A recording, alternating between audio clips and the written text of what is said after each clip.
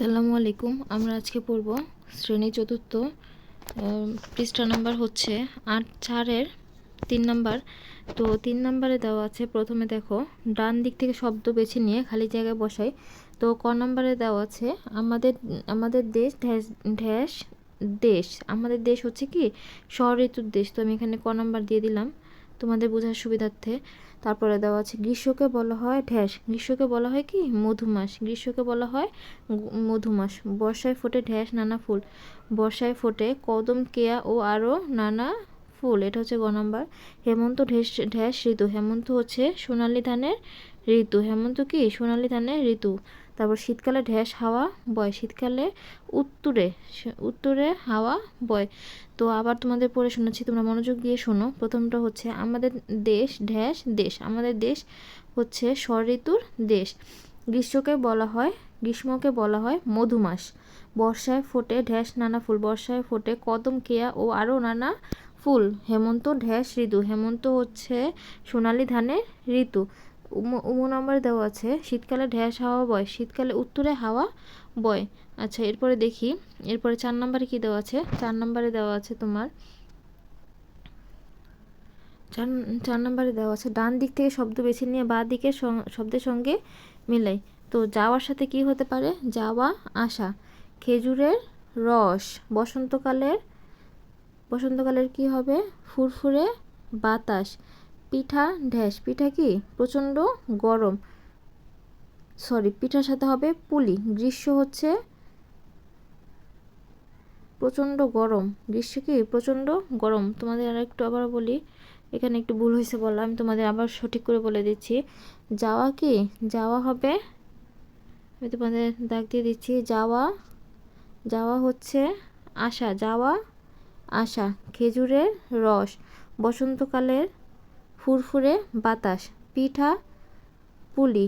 গ্রীষ্ম প্রচণ্ড গরম। গ্রীষ্মে কি প্রচণ্ড গরম। আবারও তোমাদের বলি, যাওয়া আসা। খেজুরের রস। বসন্তকালের ফুরফুরে বাতাস। পিঠা পুলি। গ্রীষ্ম প্রচণ্ড গরম। আচ্ছা, এই গেল আমাদের 4 নাম্বার। তারপর দেখি 5 নাম্বারে কি আছে। 5 নাম্বারে দেওয়া আছে নিচের ছকের খালি ঘরের বৈশিষ্ট্য অনুযায়ী ঋতুর নাম লিখি। তো আকাশ যখন কালো মেঘে ছেয়ে যায় এটার নাম কি? বর্ষাকাল। এটার নাম হচ্ছে বর্ষাকাল। আমি তোমাদের দেখি লিখে দিতে পারি কিনা।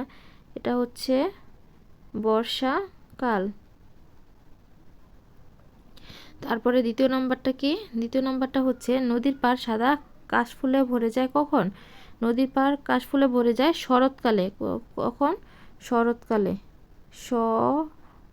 খণ্ডত শরৎ। আচ্ছা, এখানে লেখা সুন্দর হচ্ছে না, আমি তোমাদের মুখেই বলে দিই, তোমরা একটু কষ্ট করে এটা তুলে নিও। আচ্ছা, তারপর রোদের অসহ্য তাপ অনুভূত হয় গ্রীষ্মকালে। এই ঋতুতে খেজুরের রস দিয়ে তৈরি হয় নানা পিঠাপুলি। এই ঋতুর নাম হচ্ছে কি? শীতকাল। এর ঋতুর নাম হচ্ছে শীতকাল। এই সময় কৃষকের ঘরে সোনালী ফসল ভরে ওঠে। হেমন্তকালে গাছে গাছে জেগে ওঠে নতুন সবুজ পাতা। এটা হচ্ছে তোমার বসন্তকাল। আচ্ছা, আবার বলি, আকাশ কালো মেঘে ছেয়ে যায় বর্ষাকালে। নদীর পাড় সাদা কাশ ফুলে ভরে যায় শরৎকালে। রৌদ্রের অসহ্য তাপ অনুভূত হয় গ্রীষ্মকালে। এই ঋতুতে খেজুরের রস দিয়ে তৈরি হয় নানা পিঠাপুলি। এই ঋতুর নাম হচ্ছে তোমার শীতকাল। এই সময় কৃষকের ঘর সোনালী ধানে ভরে ওঠে। হেমন্তকালে গাছে জেগে ওঠে নতুন সবুজ পাতা। এটা হচ্ছে কি? বসন্তকালে। আচ্ছা, এরপর দেখি, এখানে 6 নম্বরে দেওয়া আছে নিচের বাক্যটি পড়ি এবং বিশেষ ও বিশেষণ পদ সম্পর্কে জেনে নিই। এখানে বিশেষ ও বিশেষণ পদ সম্পর্কে 2টা শব্দ দেওয়া আছে। প্রথম বাক্যটি হচ্ছে কোকিল আর এটা হচ্ছে মিষ্টি। কোকিল আর কি? মিষ্টি। দেখো তোমরা, কোকিল আর হচ্ছে মিষ্টি। কোকিল হচ্ছে কি বিশেষ্য আর বিশেষণ হচ্ছে মিষ্টি। আচ্ছা, এখানে একটা জিনিস আবার লেখা আছে, তোমরা দেখো, ব্যক্তি বস্তু সময় বা স্থানের নামই হলো বিশেষ্য। ব্যক্তি বস্তু যে কোনো ব্যক্তি, ধরো একজন মানুষ, বস্তু যে কোনো একটা জিনিস, ধরো চেয়ার টেবিল, সময় হচ্ছে কয়টা বাজে এখন, বা স্থানের নাম যেমন ধরো ঢাকা চট্টগ্রাম, এগুলো কি সব হচ্ছে বিশেষ্য। আচ্ছা, এখানে উপরে বাক্যটিতে কোকিল হলো বিশেষ্য পদ, কিন্তু কোকিলের ডাক কেমন? মিষ্টি। এখানে বিশেষণ পদ, যে শব্দ বিশেষ্য পদের গুণ বা চরিত্র প্রকাশ করে সেটাই বিশেষণ।